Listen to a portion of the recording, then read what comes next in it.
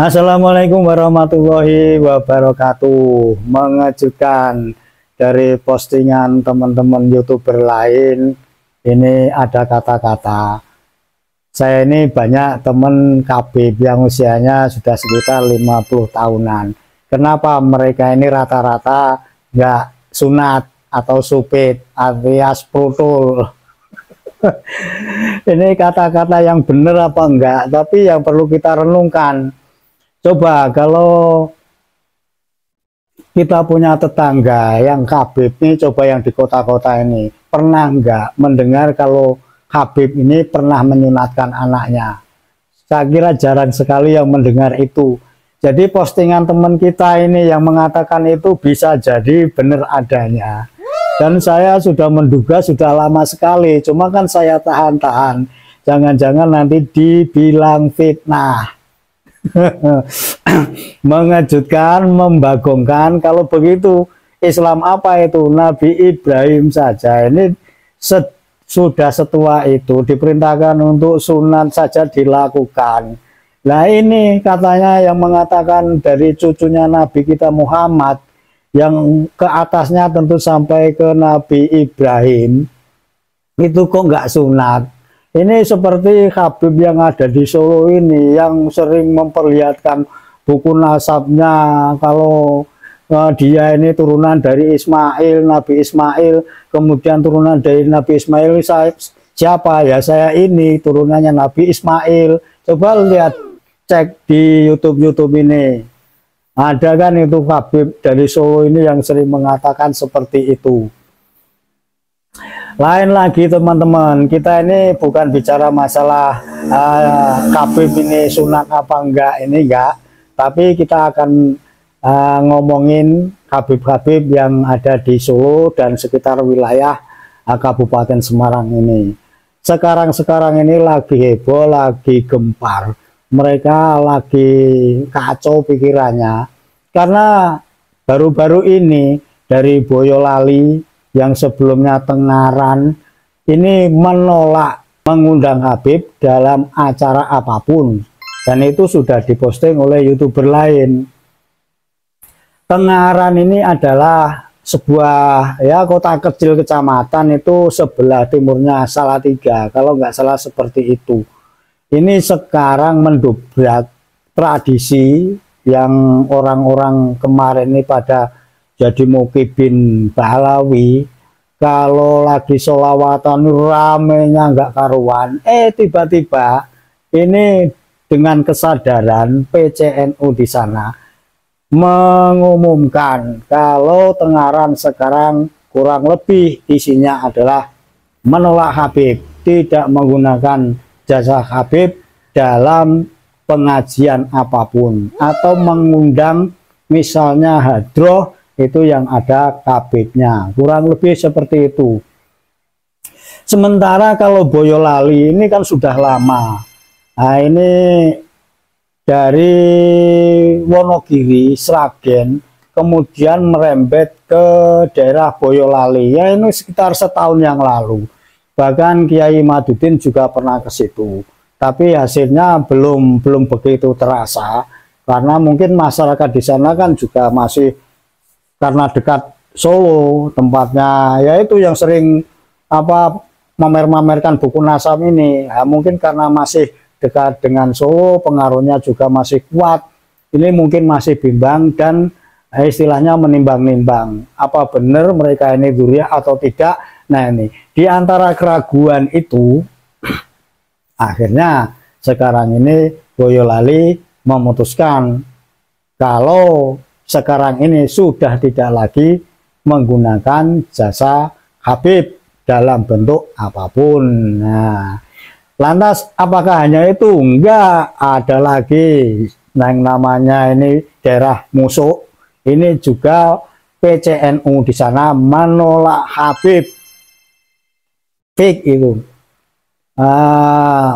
musuh, kecamatan musuh ini menolak Habib dalam bentuk kerjasama apapun, kurang lebih seperti itu, dalam pengajian, pengawalan banser, terus ya misalnya sholawatan, dilarang menggunakan atribut-atribut dari NU atau Ansor.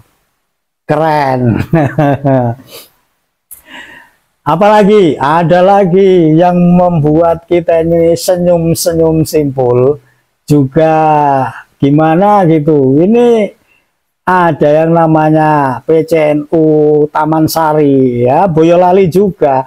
Ini terang-terangan kalau masih ada Habib ke situ, kemudian mau mengadakan apa, acara apa itu, suruh tes DNA dulu. Habib-habib yang mengaku duriannya Nabi ini disuruh tes DNA dulu. Ini kan luar biasa keputusan yang seperti itu. Dan akibat dari semua ini, Boyolali, Tengaran, kemudian tadi Kecamatan Musuh, kemudian Taman Sari, ini membuat goncang percaturan pengaruh dari Habib Ba'alawi selama ini. Karena mereka sebelum adanya keputusan ini, saya juga sering, karena kita juga mencari konten, sering mengunjungi daerah-daerah di sekitar sana yang kira-kira masih ada pesantrennya, ada kiainya. Kemudian ya saya ngorek-ngorek keterangan dari masyarakat. Itu memang sering dari Habib-habib ini tulusap-tulusup, nah, istilahnya anjang sana ke rumahnya kiai-kiai.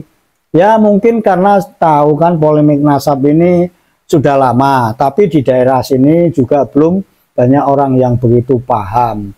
Hanya baru-baru kali ini saja masyarakat ini sudah begitu ramai membicarakannya.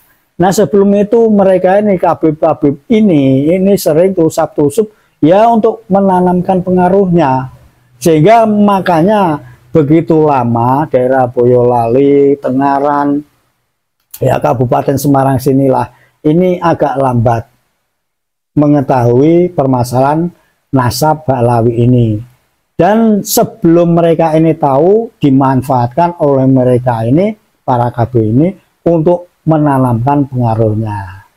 Tapi bagaimanapun kebenaran ini akan terus berjalan walaupun dihalang-halangi dengan 1000 macam doktrin, pengaruh atau apapun, ya lambat laun masyarakat akan tahu. Karena kita ini bagaimanapun pribumi, cinta tanah air, jangan sampai kita ini suatu hari ini dipalsukan sejarahnya, anak cucu kita nggak tahu, makam-makam palsu yang diyakini ternyata itu ya palsu, tapi sudah diba'alawikan. Nah sekarang dengan terbukanya semua ini, Habib-habib sudah sulit bergerak di wilayah-wilayah ini.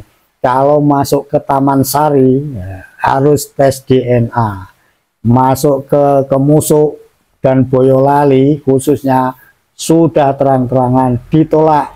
Tidak percaya lagi kalau Habib Ba'alawi ini adalah duriyahnya Kanjeng Nabi kita Muhammad Shallallahu Alaihi Wasallam.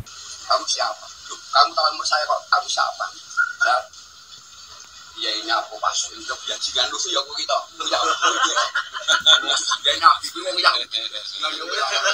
Ya sekarang tinggal daerah sekitar Solo saja, Solo kota itu yang masih ada pengaruhnya dari Habib Ba'alawi, karena memang lingkungan Solo ini kan banyak Habib-habib yang berdomisili di situ sudah sejak zaman dahulu.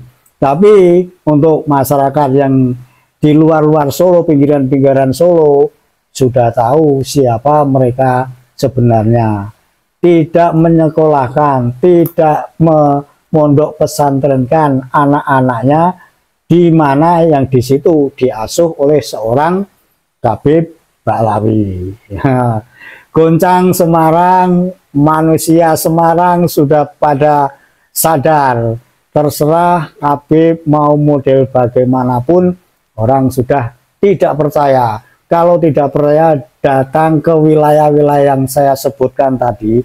Kalau ada sholawatan, coba lihat pengunjungnya sudah begitu merosot tajam, tidak seperti bulan-bulan lalu, tahun-tahun lalu. Bahkan rajanya sholawatan yang dari Solo juga. Nah, ini penontonnya, pengunjungnya juga sudah mulai susut. Dan mereka bersolawat dengan mimik muka yang seperti tertekan, menahan beban berat yang ada di batin. Oke, begitu kabar sedikit dari Boyolali, kota sejuta sapi, banyak menghasilkan daging sapi, juga susu yang membuat stamina kita menjadi fit. Kurang lebih seperti itu. Untuk wilayah Salatiga, saya belum bisa jamin apakah akan mengeluarkan statement yang sama dengan Boyolali atau tidak. Kita tidak tahu, karena wilayah Salatiga ini anteng-anteng saja, dan saya korek-korek ya. Itu masih yang belum tahu tentang nasab ini, walaupun ya ada yang tahu, tapi untuk seluruhnya belum begitu terasa.